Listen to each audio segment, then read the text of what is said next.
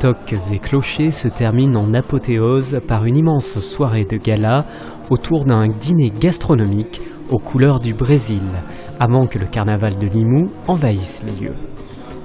Roberta Sudbrac, Claude Troisgros et Roland Villard uniront leurs talents pour composer un menu exceptionnel à près de 1000 convives.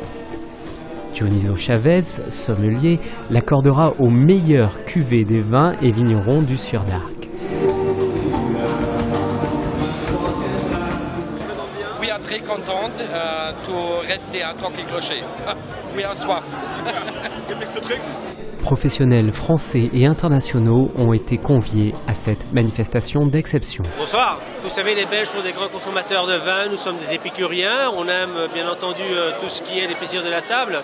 Et on se doit quelque part d'être ici à Limoux, dans la mesure où Limoux a eu la bonne idée de développer un cépage qui n'était pas un cépage autochtone, qui est en fait le chardonnay.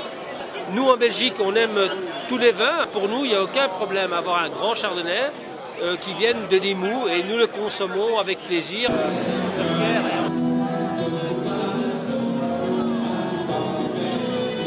On peut à la fois boire et manger, si j'ose dire. C'est-à-dire qu'on passe à table avec des chefs qu'on n'a pas l'habitude de voir. Je pense évidemment à Roland Villard, je pense à Claude Troisgros, à cette chef formidable Roberta Sudbrac qui nous a fait des plats imaginatifs du Brésil. On est content parce qu'ici à Limoux, on rencontre beaucoup de chefs et cette année, les invités viennent du Brésil.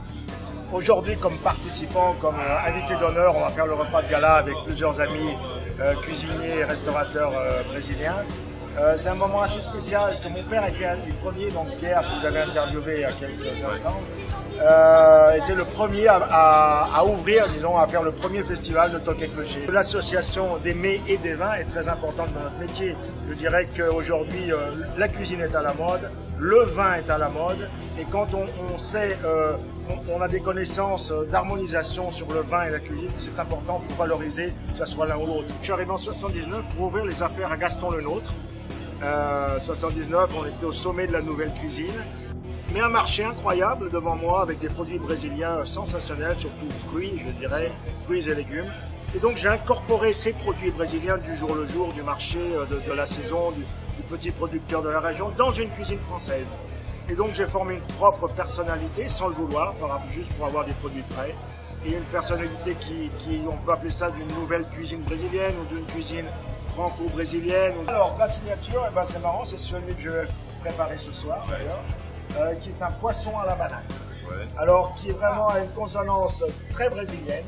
Mais cette recette est une recette traditionnelle de ma famille. C'était la spécialité de ma grand-mère Marie Troisgros en 1930.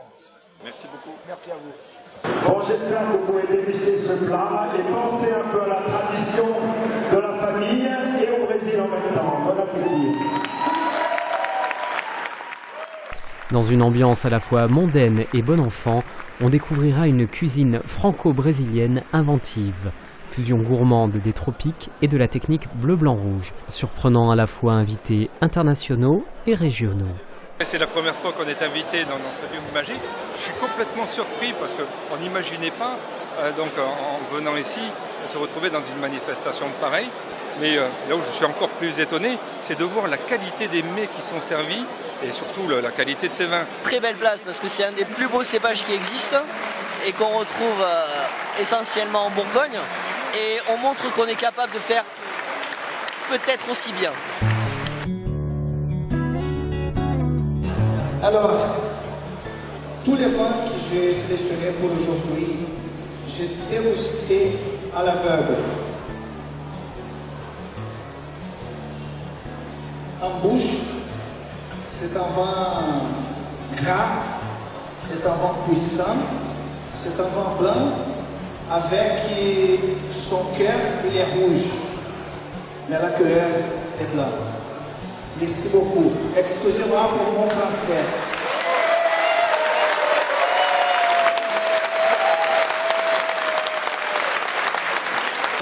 Je voudrais que vous s'amuse avec le plat et pardon pour mon français. J'espère que le plat s'améliore de mon français. Merci. Donc on arrive au plat principal. Et j'ai choisi le bœuf. Le bœuf est la viande la plus consommée au Brésil. C'est pratiquement 40 kilos par habitant. Ça fait 15 ans que je vais au Brésil. J'adore ce pays. C'est la deuxième fois que je fais une manifestation en France. La première, c'était lors de l'année du Brésil en France. Il y avait le dîner à Versailles. J'avais fait déjà ce dîner-là où j'avais déjà commencé à porter quelques produits et je me suis aperçu qu'il y avait un enthousiasme par rapport aux nouveaux produits que les gens ne connaissent pas encore ici en France. Alors, on a d'abord des vins du Languedoc-Roussillon. Du Languedoc-Roussillon parce que pendant 3 ans, j'ai été le représentant de la région. Je suis venu ici il y a 3 ans. J'ai bien sûr acheté des fûts à titre personnel et puis également pour les faire connaître. En 2010, j'ai fait un dîner pour le président Lula avec la chambre de commerce, donc il y avait pratiquement 600-700 personnes et justement j'ai voulu servir le clocher.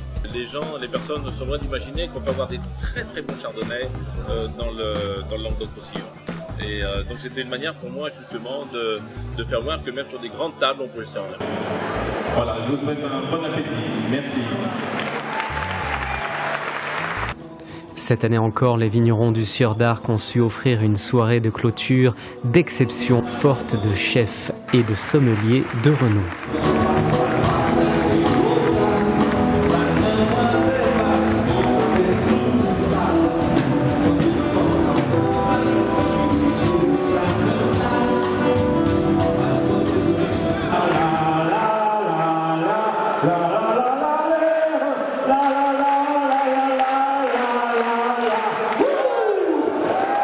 Voilà, c'est quelques mots de la fin. Encore une fois, je vous aime à tous, je vous embrasse très fort et longue vie à Tox et Clocher. Merci. Ce dîner marque également la clôture du carnaval de Limoux, vieux de 400 ans et plus long carnaval du monde. Laissant place aux traditionnels fécos, munis de leur carabène, une longue tige de roseau dont ils se servent pour entraîner les convives dans une vertigineuse danse à mousseter le raisin. C'était Tox et Clocher, édition 2012.